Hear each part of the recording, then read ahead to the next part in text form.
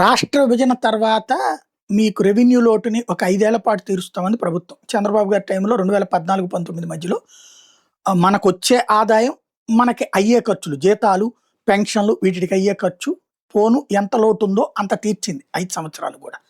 అందుకనే చంద్రబాబు గారు అప్పుడు 42% జీతాలు పెంచగలిగింది. ఎందుకంటే మన డబ్బులు కాదు, కేంద్రం ఇస్తది కదా! కానీ ఆ రోజున పెంచిన జీతాలు ఆ తర్వాత ప్రభుత్వానికి భారమైంది. ఇప్పుడు జీతాలకి డబ్బులు వెళ్ళిపోతున్నాయి. ప్రజలకి ఇచ్చే పెన్షన్లు కాదు, ప్రభుత్వ ఉద్యోగులకి రిటైర్ అయిన వాళ్ళకి ఇచ్చే పెన్షన్లకి డబ్బులు అయిపోతున్నాయి. వడ్డీలు, అప్పుల కిస్తీలు కట్టుకోవడానికి ఒక ₹20 వెళ్ళిపోతుంది.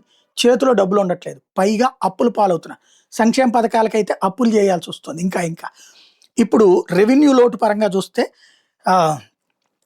26, 27 ఇప్పుడు 44,262 కోట్ల రెవెన్యూ లోటు అంచనా వేశారు. అంటే చేతిలో డబ్బులు లేవు, ఇంత అప్పు చేసుకోవాలి.